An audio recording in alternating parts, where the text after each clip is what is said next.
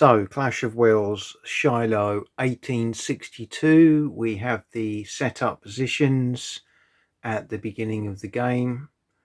The map, I must say, is gorgeous. I still don't like the counters. For me, they are way too big for the size of game, and I probably would like to do my own blocks. But for the purposes of showing you, the viewer, how the game works and how it plays, we will use what comes with the game. To be fair, this is an old game now, and I'm sure if this was being re-released, the counters would be produced in a different way. But that doesn't detract from what I'm sure will be a very interesting game. So we're ready to go. I will play out turn one and report back and show you the positions at the end of that turn.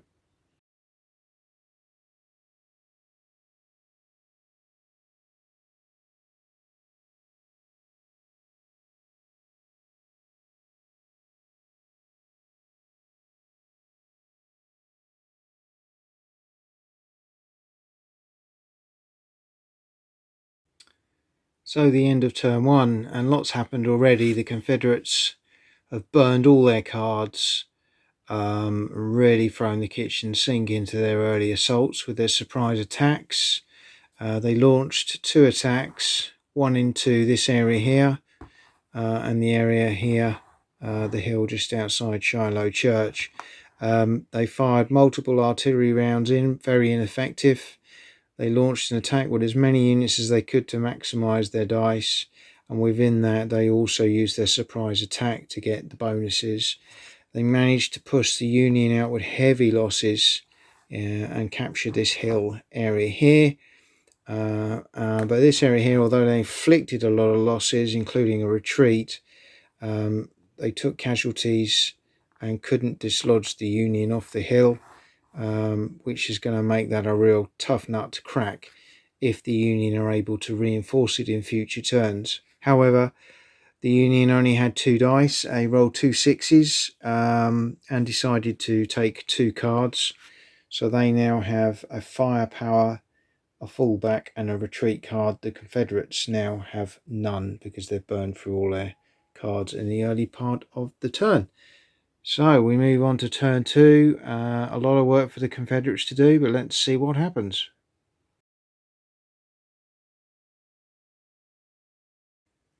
So the end of turn two, and as I feared, the Confederates are still trying to throw the kitchen sink into this objective area and have been repulsed with very heavy losses. They sent their veteran troops in, and you can see now most have been reduced. They're really struggling to make any inroads with some very ineffective artillery fire, very ineffective combat rolls.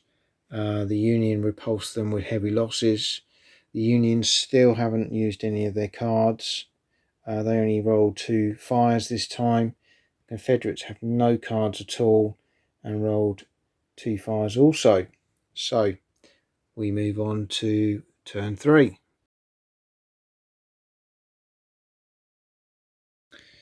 Well, the end of turn three, and the Confederates have had some fortune. They picked up some leader and move dice this turn, and bundled from two areas here where they could get two across, and from here into this box, launched a very strong attack with veterans as well up the hill. The Union defensive fire finally was ineffective for the turn. They got one casualty. The Confederates rolled 4 hits and destroyed the veteran and infantry unit remaining in there. So the Confederates now hold two very critical elements of the field with two hills, which puts them in a much stronger position, but of course a very long way to go. The Confederates now hold a friendly fire card, and the Union have got 4 cards in their possession as well.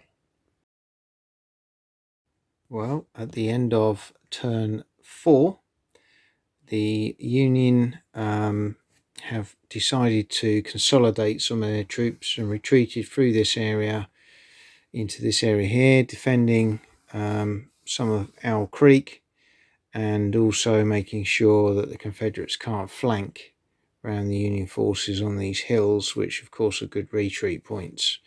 The Confederates have moved up and taken this area here, again a hill, so it'll be difficult to dislodge, although the Union are very, very strong. But of course they also want to defend Pittsburgh Landing. Confederates have taken a fair bit of damage overall here. I hope that's not going to come back and bite them later on in the battle, but we shall see how things pan out. Okay, so I've let the game run a couple of turns. You can see the Confederates now have a few more cards in their kit bag, as do the Union player. On the table, the Confederates have filtered very slowly into these areas, but still not really got enough move orders to be able to bring up the troops from the rear to strengthen their front line, ready for any further assaults. There's been a lot of artillery fire exchanged. The Union cavalry have retreated out of here, and we've only got a veteran unit now holding this area. The Confederates are trying to grab a foothold here and see if they can get round behind the Union lines, but the Union are holding, and the Confederates have not really been able to consolidate and build up strength to be able to take on anything further at this stage. Hi everyone, welcome back.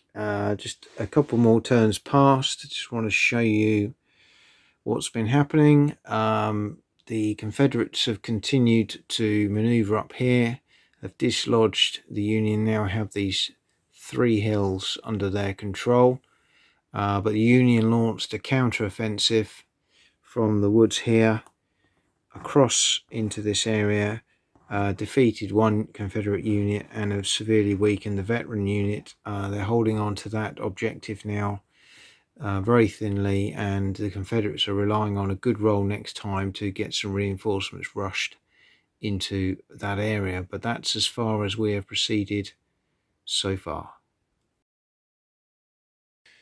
So lots has been happening over the last couple of turns. We can see here now the Confederates very much consolidating their gains. There's been a lot of artillery fire in this area, which has forced some the Union units back, so it's looking a little bit precarious at the rear areas here. Likewise, the Union have made a little foray at the top part of the battlefield here, which the Confederates have reacted to by bringing up a cavalry unit from down near the roads to Corinth. At the end of the Union turn, finally, Grant has arrived at Pittsburgh Landing with some of the gunboats, which provide very useful artillery fire into those adjacent areas. So maybe things are about to take a turn for the better for the Union, but you can see at this stage it's quite a finely poised game. We will continue and see how things pan out. So everybody, I've moved it forward a few more turns, and we've actually now come to the end of day 1. Part of that is when one side runs out of cards and the next one rolled at the end of the Union turn is the end of day 1, which we've now had, and this is position. There was a lot of fighting around the Shiloh church area. In fact, the Confederates did take this area temporarily, but were ousted by a counterattack from the Union forces led by Grant. And as you can see, Buell has now landed at Pittsburgh Landing as well. So the Union have consolidated their position and managed importantly to hold on to or avoid the Confederates getting hold of this victory point area here. So at the end of day 1, the Confederates hold this area and they also hold this area. The conditions for winning the game at the end of the first day are to occupy all 3 areas, so that's not the case. We also rolled for the elimination, which is you take off the number of casualties on each side. So in this case, the Union had lost 10 pieces to the Confederate 5, If we'd have rolled a score equal or less than that, the Confederates would have won the game, but they didn't. So we move on to day 2. You will see now the Union will have 4 activation dice to the Confederate 3. There's a number of reinforcements that have already been positioned on the board, and also some stragglers have been rallied as well. And we've reset the cards with the day 2 cards also. So we're now moving into the final day of the battle, and it has been interesting. Again, I still don't particularly like the counters. They're too big and bulky, but I do like some of the mechanics, particularly with the cards and the friction and the constraints of this map of the battlefield as well. But I'll give an overview at the end of the game to my final thoughts. So we are a few turns into day 2, and there's been a fierce fight going on around the Shiloh church area, just south of it here, in this area here, controlled by the Confederates, where Beauregard and his troops are holding. There's been a number of infantry assaults into this area from Grant from the north. All have been repulsed, some very, very close calls where we've had literally one infantry diminished stand in the area concerned. Confederates have now moved in 3 cavalry units, and what they're eyeing is a potential charge to break up the Union lines in this area here. You'll see there's no hills, so the cavalry potentially would get a charge bonus. However, the Union have just moved in lots of reinforcements from Buell up further north. Up the top here, the Confederate veteran cavalry unit charged into this area, overran the infantry, captured, was assaulted by 3 Union infantry regiments and managed to repulse them all. However, he is diminished himself and is in need of reinforcements. But at the moment, as it stands, the Confederates are still holding the 2 critical positions here and here, although this area is under a lot of pressure. And if the game was to end now, the Confederates would have a marginal victory. However, we're not at that point, so we will continue and see what the outcome is going to be. So we move on to a few more turns into day 2, and there's been lots of sparring going on, lots of assaults, certainly plenty of action in this area as there has been throughout the whole battle, and there's been a number of forays up in the top half here with units getting weakened and destroyed on both sides. And the Union through Buell have been launching attacks into this area in the back of the Confederate line and have severely weakened the Confederates, who've had to rush in what little reinforcements they've got. And as you can see, they are hanging on grimly, but they are attritionally starting to suffer, saying that the Union here have got all depleted units, but there are some fresh ones in reserve. So at the moment, finely poised. We are getting close to the end in terms of card count.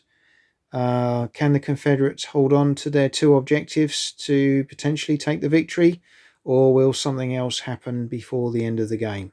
Let's wait and see. Well, everybody, we're at the end of the game, and it is a Confederate close victory. They just managed to hold on to this area here, as you can see, very weakened. They got attacked heavily by Grant's troops there, although Grant was severely weakened as well. And they managed to also hold on to this area here after repeatedly feeding troops in from all the surrounding areas. You can see again very weakened, but the hill repulsed multiple attacks from Buell and troops around the edges here. The Confederates really played a waiting game in day 2, very much on the defensive. Didn't want to move up anywhere near where the gunboats would be able to put in some pretty heavy artillery fire. And they managed to hold out. A very close game. Some interesting tactical decisions across the 2 days. Day one's very much about Confederates getting on the front foot, trying to grab a quick victory if they can by securing this point here plus the 2 they already held, but they weren't able to do that. Day 2 is all about the Union counter-offensive against what are pretty tough defensive positions that the Confederates then have. And it's an attritional game. You've got the challenges of the terrain, meaning you can only move limited number of units at a time. Cavalry are quite useful for mounting a few little counter-attack, hidden run attacks here and there, but they are brittle. Your leaders are quite crucial, and of course the cards are also very critical. Yes, still not overly happy with the counters. They're just too big for the board, and it becomes very cluttered, and you have to keep moving them to see what's underneath. I love the board. I love the map. It's fabulous. I like the cards. I like the little tableau that you have here for rolling your dice on. Everything else about the game is really good.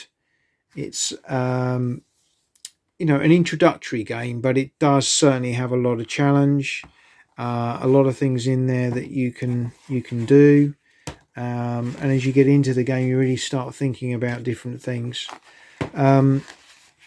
Other things you can do are bring in the optional rules, so you can have additional extra elements in there to just add some additional friction. I like the crossover from day 1 to day 2, and you run down this sort of list of things to do, and you've got some tactical choices there about how you set yourself up for the second day. But that is Clash of Wills. So I hope you've enjoyed this little run through, just to give you a bit of a flavour of what the game is all about. But hopefully that has, and hopefully it's something that's sparked some interest. Go out and find a little bit more about the Battle of Shiloh, and particularly the second in the series of these games, Clash of Wills. And don't forget the first game, which is the Bull Run 1861 version, and Test of Fire, and give that one a look also. Hope you've enjoyed the video, and hope to bring you some more reviews very, very soon.